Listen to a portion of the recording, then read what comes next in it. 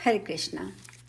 सूत जी कहते हैं, तदंतर नारद जी के पूछने पर नारायण मुनि ने संक्षेप में कुछ लोगों के दर्प भंग की घटनाएं सुनाई। फिर इंद्र के दर्प भंग का वृतांत बताते हुए वे बोले। नारायण मुनि ने कहा, नारद, इस प्रकार सबके दर्प भंग का प्रसंग कहा गया है। अब इंद्र के दर्प भंग की घटना विस्तार पूर्वक सुनो। एक समय इंद्र अपने ब्रह्मनिष्ठ गुरु बृहस्पति को आते देखकर भी सभा में दर्पवश अपने रत्नमय सिंहासन से नहीं उठे। इसे गुरु ने अपना अपमान समझा और वे अत्यंत रुष्ट होकर वहां से लौट गए। यद्यपि उनके मन में इंद्र के प्रति द्वेष भाव का उदय हुआ था, तथापि धर्मात्मा गुरु ने स्नेहवश कृपा करके उन्हें शाप नहीं दिया। परंतु शाप न मिलने पर भी इंद्र का घमंड चूर हो गया।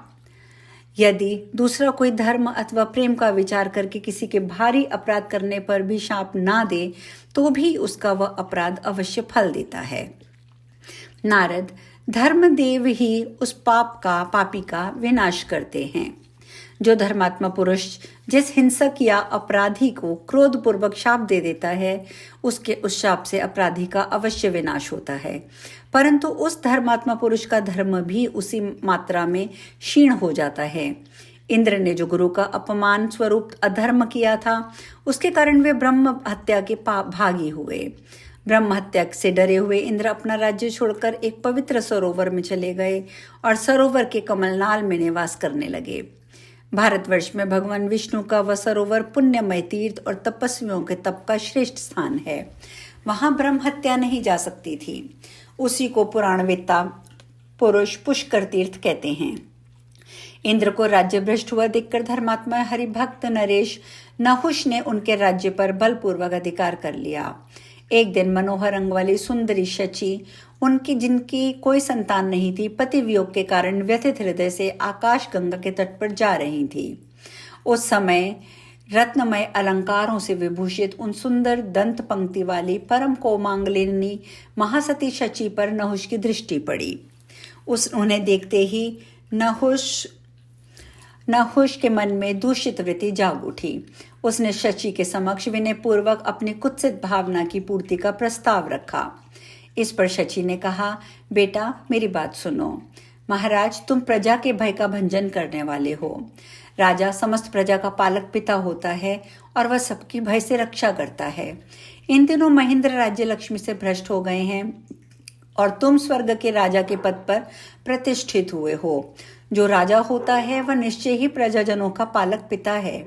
गुरु पत्नी, राजपत्नी, देवपत्नी, पुत्रवधू, माता की बहन, पिता की बहन, शिष्य पत्नी, भृत्य पत्नी, मामी, पिता की पत्नी, माता और विमाता, भाई की पत्नी, सास, बहन, बेटी, गर्भ में धारण करने वाली जन्मदात्री तथा इष्ट देवी, ये पुरुष की 16 माताएं हैं।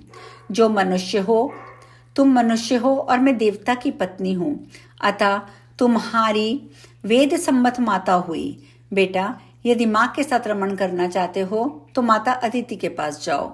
वत्स, सब पापियों के उद्धार का उपाय है, परंतु मात्रगामियों के लिए कोई उपाय नहीं है।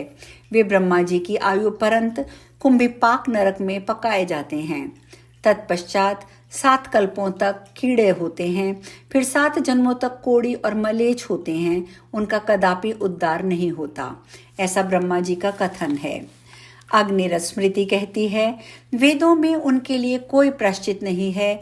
निश्चय ही संसारी जीवों के लिए स्वर्ग की संपत्ति का भोग ही सुख है, परंतु मुमुक्षुओं के लिए मोक्ष, तपस्वियों के लिए तप, ब्राह्मणों के लिए ब्राह्मणत्व, मुनियों के लिए मौन, वैदिकों के लिए वेदाभ्यास, कवियों के लिए काव्य वर्णन, वैष्णवों के लिए भगवान विष्णु का दास्य ही परम सुख है। वे विष्णु भक्त के रसास्वादन पर भी परम सुख मानते हैं। वैष्णव जन तो विष्णु भक्ति को छोड़कर मुक्ति को भी लेने की इच्छा नहीं करते। राजेंद्र, तुम चक्रवर्ती राजाओं के प्रकाशमान कुल में उत्पन्न हुए हो। अनेक जन्मों के पुण्य से तुमने भारतवर्ष में जन्म पाया है। चंद्रवंशी नरेश रूपी कमलों के विकास के लिए तुम ग्रीष्म काल की दोपहरी के तेजस्वी सूर्य की भांति प्रकट हुए हो। समस्त आश्रमों में स्वधर्म का पालन ही उत्तम यश का कारण होता है। स्वधर्महीन मूढ़ मानव नरक में गिरते हैं। तीनों संध्याओं के समय श्रीहरि की पूजा ब्राह्मण का अपना धर्म है।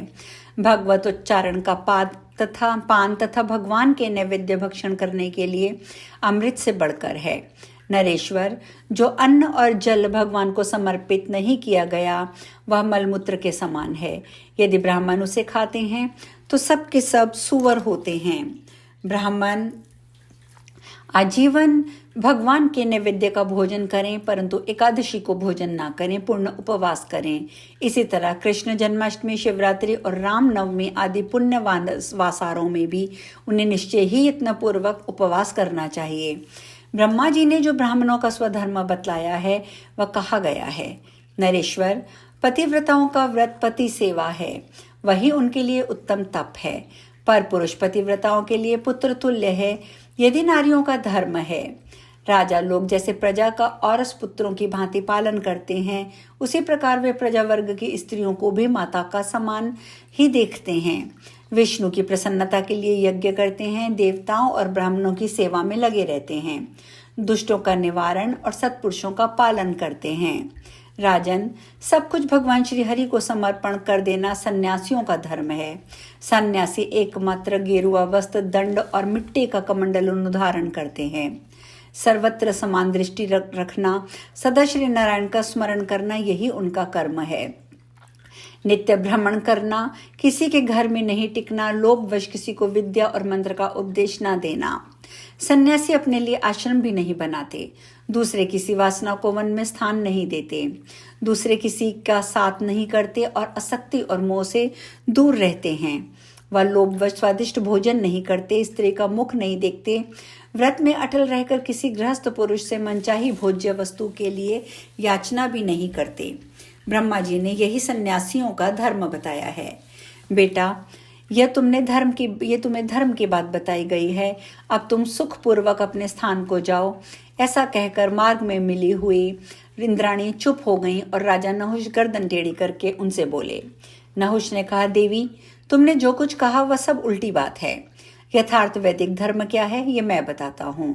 सुरसुंदरी, इसमें संदेह नहीं है कि सबको अपने कर्मों का फल भोगना पड़ता है, परंतु स्वर्ग, पाताल और दूसरे किसी द्वीप में जो कर्म किया जाता है उसका फल नहीं भोगना पड़ता। पुण्य क्षेत्र भारत में शुभ अशुभ कर्म करके कर्मी मनुष्य उस कर्म के बंधन में बंधकर परलोक में अपने फल को भोगता है। हिमालय से लेकर दक्षिण समुद्र तक का पवित्र देश भारत कहा गया है। वह सब स्थानों में श्रेष्ठ और मुनियों की तपोभूमि है।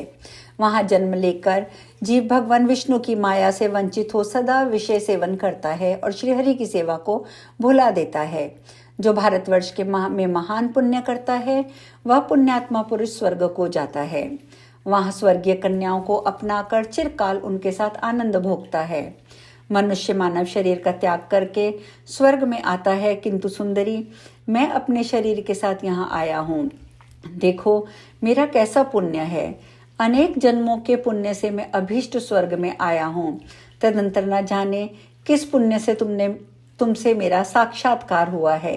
ये कर्म का स्थान नहीं है, अपने कर्मों के भोग का स्थान है। यूं कहकर कामासक्त नहुष ने फिर बहुत सी युक्तियों के साथ पुनः अपने उसी पापपूर्ण प्रस्ताव को दोहरा दिया। तब शची बोली, इस विवेक शून्य कर्तव्य का ना जानने वाले मूढ़ कामातुर पुरुष की कितनी बातें आज मुझे सुननी पड़ेंगी। काम ने जिसके चित्त को चुरा लिया है वे विवेक शून्य कामासक्त कामी और मधुमत्त और सुरामत्त मनुष्य अपनी मौत को भी नहीं गिनते। ओ मत वाले नरेश, आज मुझे छोड़ दे।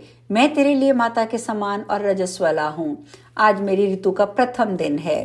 पहले दिन रजस्वला स्त्री चांडाली के समान मानी जाती है, दूसरे दिन म्लेच्छा और तीसरे दिन धोबिन के समान होती है। चौथे दिन वह अपने पति के लिए शुद्ध होती है, परंतु देव कार्य और प्रत कार्य के लिए उस दिन भी उसे शुद्ध नहीं माना जाता।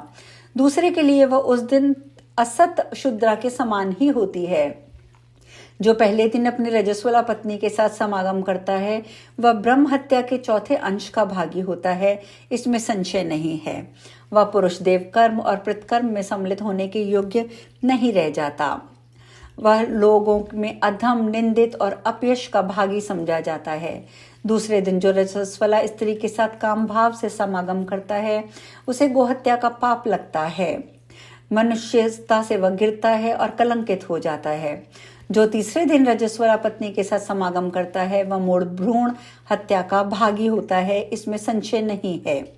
चौथे दिन रजस्वला असत शुद्रा कही जाती है, अतः विद्वान पुरुष उस दिन भी उसके पास नहीं जाते। मूढ़, मैं तेरी माता हूँ, यदि तू माता को भी बलपूर्वक ग्रहण करना चाहता है तो आज छोड़ दे, ऋतुकाल बीत जाने पर जैसी तेरी मर्जी हो वैसी करना। आज हम कथा में यहीं विश्राम लेंगे और आगे नहुष के साथ इंद्राणी की क्या बातें हुई ये चर्चा हम कल करेंगे। हरे कृष्णा।